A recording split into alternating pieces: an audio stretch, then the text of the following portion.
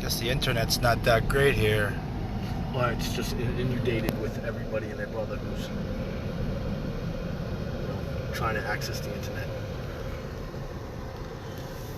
Very cool. You got things on your mind, Sal? I don't know. I'm driving. Do you have things on your mind? Well, you know I always have questions for you, man. One of the questions may be inappropriate for us to talk about. A quote that I recently posted. But let's talk about something else. You see me do my Filipino martial arts. Yes, I do. You know I love the art. And I love the art too. But you don't practice the art though.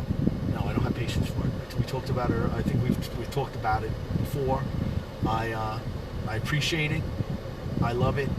But at this point in my life, I want to be more practical in my use of the time that I have to train, and more practical in my things that are going to be transferable to my job.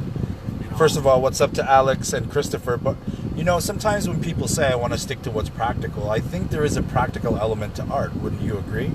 Yes, there is. It builds attributes. Right.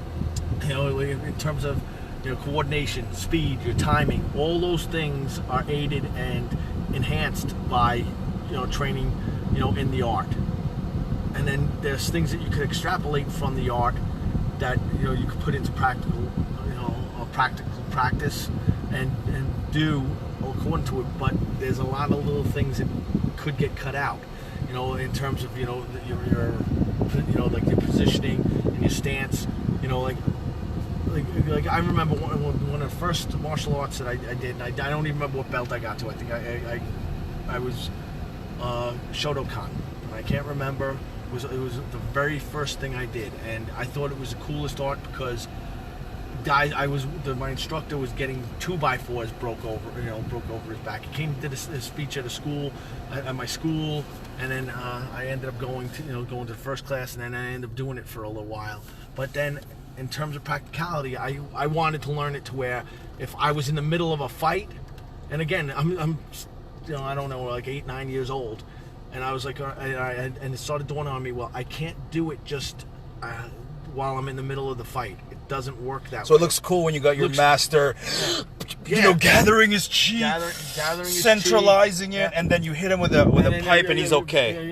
Or 2x4s. Right. We would break 2x. But he couldn't do it on the fly. But he couldn't do it on the fly while he was in the midst of it. Right. And at the time, I was watching Kung Fu Theater, like the Five Deadly Venoms, one of my favorite movies as a youth. Five Deadly Venoms. And the Toad guy was the guy who was almost a Shotokan guy, where it's like, all right, but he was doing it while everything was going on. And again, as time went on, I was like, all right, I don't have time to gather my chi to be doing that. Right. And so I became disillusioned at a young age, because growing up in New York, you are getting into street tussles and fights and stuff like that. And you served in the Marine Corps. And then later on, as I went got in the Marine Corps and stuff like that. You're a cop. And then a cop. And not that I became, when I say disillusioned, I still loved it, and I still loved a lot of the art, but a lot of it just wasn't practical to me for the jobs I was doing. It's like I didn't, I needed to be more efficient. I think sometimes, Sal, when people say things are impractical, they internalize it and they're offended because they mean it to be generally impractical. Yeah. But it's impractical for you. My specific task. Right. If you want to do it for the art, you want to do it for the level of discipline, you want to do it to keep in shape, you want to do it, because you want to maintain your coordination, all those things, I'm totally for. As a matter of fact, I want my granddaughters and my grandson to be involved, in the arts. But the thing is, with a lot of the predetermined katas and things, I just don't do it well. I have a friend that when you see him doing katas and stuff like that, he actually he's ghost fighting or whatever you want to say, when he does his katas, it looks like I'm actually seeing him fight dudes. When he does it, and he also changes it and modifies it and and innovates it for his use. But I can't do it that way. I can't visualize it. I have to have a body in front of me, that's moving that's live and I'm flowing with Right. off of what he's doing. And that's why I've gravitated a little more towards a lot of jiu-jitsu stuff now, because the majority of it is just isn't just drilling. It's drilling the move, but drilling it with somebody else, and then Right. having his energy that I feed off of. And then like when I do knife stuff or like self-defensive, I always like to have that other body moving dynamically. When I love doing nice stuff with you. and I love You, that. you take me to I like love, the and ground. I love it. Oh man. And then we can even go empty hand stuff Yeah. that same way, Yeah. because I still have that same, like all the same philosophies, all the same principles that I'm trying to achieve. So this way, and again, because I'm looking for the things that I can do empty-handed, do with a stick, do with a knife, to where it transitions to all of those things. Right. And even in terms of my defenses, when I'm defending against the knife, if it was a hand, could I do the same thing? Could I do all these things that are integrated into, I don't want to say a system, but to where I'm doing the same movements, recruiting the same muscles to do the same things in different aspects of it, be it knife defense, be it baton defense, be it me swinging, being offensive with those things also. So I just think it just bridges the gap Right. from one thing to the other, to where it's practical and I'm Sure. maximizing my time. Right. Well, let's keep in mind, first of all, a quick recap. Not all katas are created equal. You prefer live energy resistance being the primary focal point of your combatives training, and not so much the air and all that. I just can't do it that way. I'm not coordinated enough, Right. or whatever it But is. you're also not saying that it doesn't have value. No, it has It value. has value, just not for your current immediate condition situation. I just don't want to do it. But like I said, I love my grandkids to be in it. I love my kids to be involved with stuff like, if they wanted to be involved in it, because again, it does build your attributes in terms of speed, Right. coordination. So it lends itself to strength. It lends itself to actually understanding how body mechanics go. Right. But at this point, I've been through it. I've grabbed people over 30 years of my life, so I don't need to have that so much. Right. Well, for me, for example, I actually want to start learning traditional karate katas, but I have the luxury to do that. My job doesn't necessarily depend on me extracting, how should I put this? I can do katas purely for the art and for a personal challenge to myself. But if it's me, it might not always. But for now, I think I want to do it. And the thing is, there might come a time where I go back to doing some stuff. But as of right now, I don't. I look at, and again, not even right now. It's been for a long time. I look at fighting as fighting, and somebody calls it one thing, another guy calls it another thing. Some guy thinks he invented this. All right, this knowledge has been floating around for centuries. Whatever thing somebody thinks they came up with, it's probably been done in another way, or somebody else is doing it. Like, even if it is something like right now, there's so much beautiful flow jiu-jitsu, and I watch some of those guys and how they just roll right into a thing, and it's like, oh my gosh, look at how they've manipulated the body in that way. It's beautiful, but at the same time, am I going to gear myself to some of those things? I'm not, as much as I think it's beautiful, even that in itself. Yeah. I'm thinking about, all right, am I going to be able to do that with a gun belt on? Am I going to be able to do it with, in uniform with my vest? Am I going to be able to practically be able to move that way? No, but there's other things that I can, and there's other things that I can incorporate. And it's the same thing even with, with some kata stuff. You might be able to pull something out of that, and a lot of guys, and you might be able to extrapolate whatever it is.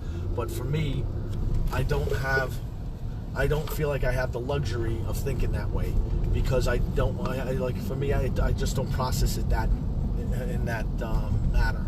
So to me, I always have to be bouncing to something else where I have a live body that I have to grab onto, because I want that immediate feedback, because everybody does something weird.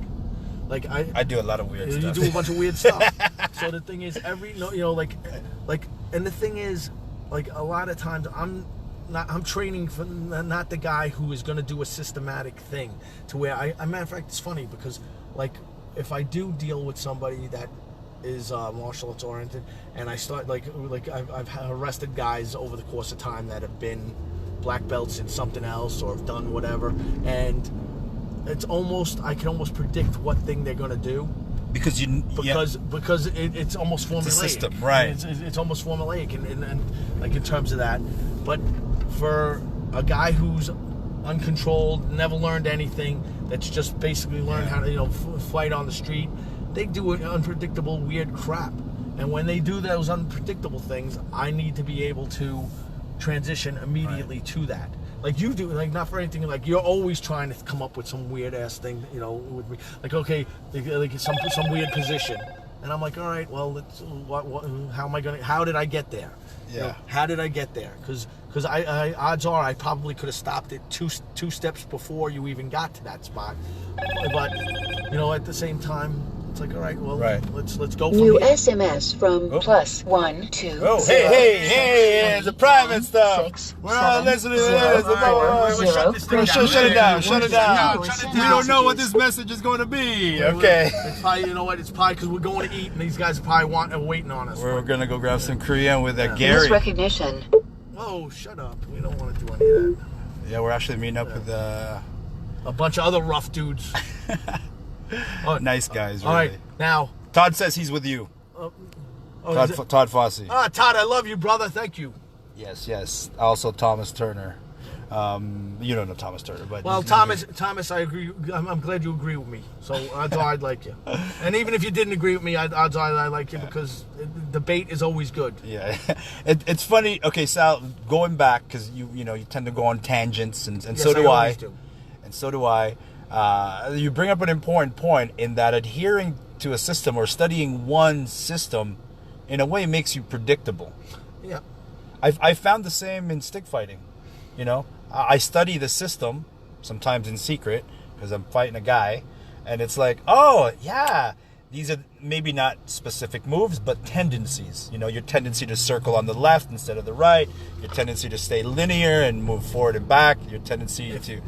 So it's fun for me. But... And if you think about this, if you were to have, like, if you were a professional fighter, like if there was such a thing as a professional stick fighting, league.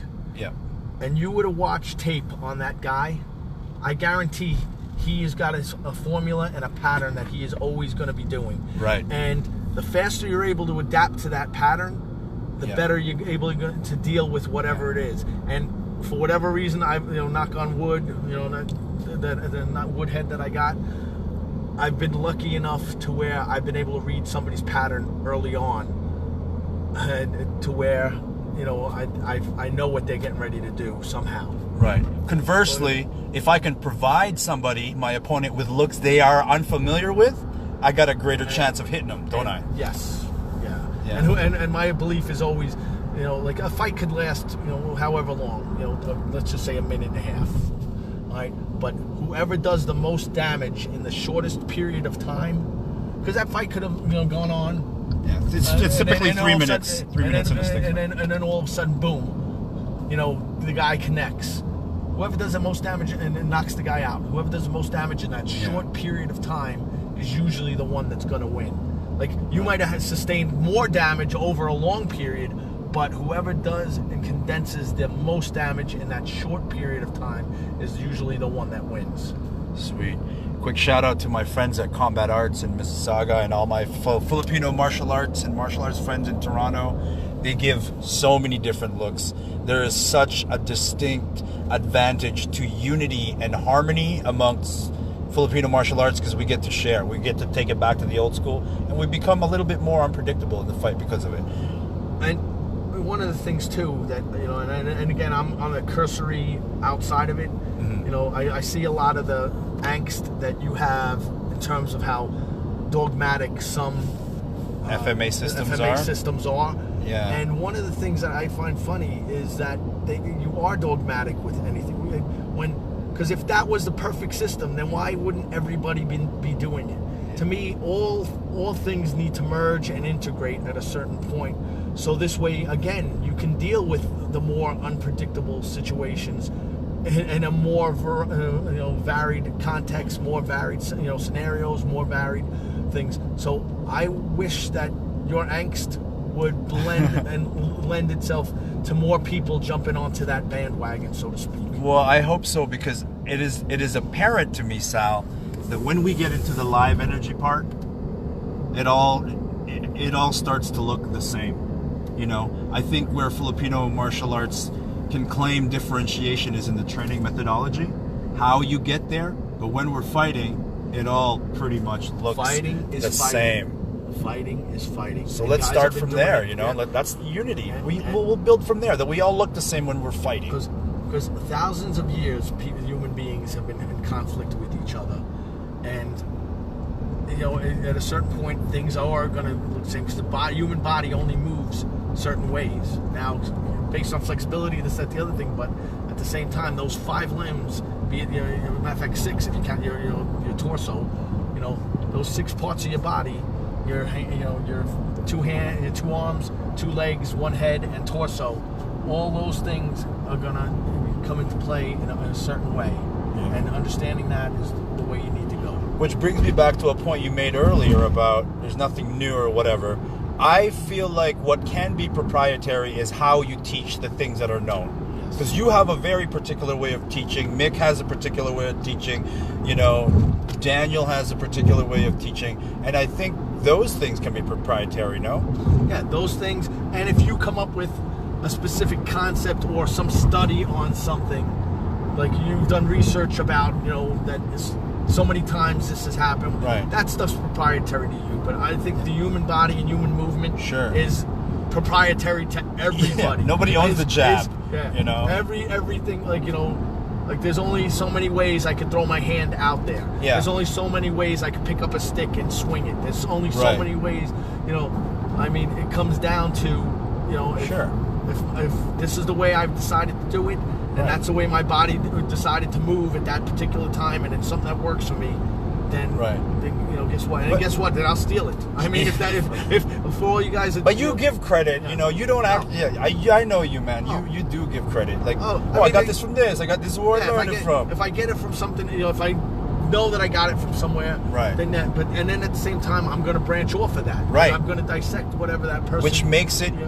your own flavor. That's the proprietary part. Yeah. The little bit that you improve upon something that is existing. And I wish I could remember his name, but when I was, you know, when I was in the Marine Corps, I was working out with this retired Navy chief that was a SEAL, and this guy was the most cut and dry type. Like, he was just a beast. And again, a lot of the things he would talk about was, you know, like geared around ergonomics and, you know, and how the body moves, and, you know, and a lot of things with blunt trauma and punishment. And and I gleaned a load of things from him. And I looked at a lot of things that he did that were like street terms as I was growing up. And then I, you know, started looking at movement and how a lot of things lend, like a lot. And I tell you all the time, like almost every movement we do has some kind of combat application. I told you about how I opened the refrigerator. Humans are designed to fight. They are. We are fighting machines. We are fighting man. machines, and you know, because think about it. At a certain point, when we were uncivilized, we were running. You know, we were on the Serengeti. You know, looking to take down. You know. Once we figured it out, lions and tigers and bears. Oh my! Yeah, look at pound that. Bam! But I mean, and then, you know, taking down those things, and then you know, there was times where we were going to get raided by other villagers because they wanted our stuff, and you know, if we don't want them to take our stuff, we had to learn how to deal with them taking our stuff. Like, Sal, my left jab sucks, man. I bet you've got some tricks. You know, I bet you've got maybe. I think it's even possible at this point that a boxing coach could create a device, you know, something. Oh, I'm sure there is something out there, right? That works on the jab. As a matter of fact, I think I saw some. I mean, you know what? Punch the wall. Get a pad, put it on the wall. Boom. And, you know, get like an old weightlifting bench pad and screw it into the wall in your garage. Proprietary, Sal Mascoli. Boom. No, Probably okay, not. if any of you guys do that, I want that money. No. But the thing is, that's how, just punch it. just punch that wall, those that pad that's on the wall. Yeah. It ain't gonna move. Guess what? Eventually your jab will be a lot better. Right on. What's up, Joe? What's up, Charles? Thomas Turner. Thomas says, how someone squares up will tell you a lot about the style. True. Bro, how the stance somebody takes. I know when a dude's when a guy's been a wrestler. I know when a guy's been a boxer. I know when a guy. And matter of fact, the funny thing is, and I don't know why, some guys who think they're street fighters put their pinkies out. I always laugh at. Yeah, they put like. What do you mean? I think that they watched. I think they saw the Bruce Lee, the Bruce Lee poster that went like this, and they think that when I see that, I know they're gonna kind of try to shuck and jive me in and whatnot. I mean, it's just weird. I don't. I mean, like patterns develop, and people that do the same thing do the same thing. So if they're guys who box, odds are I know that they're gonna box. Incoming call. And this is all right. We're done. Disconnect phone button to answer. That's it. Thank you, Sal Mascoli. Peace. Donnie, we are.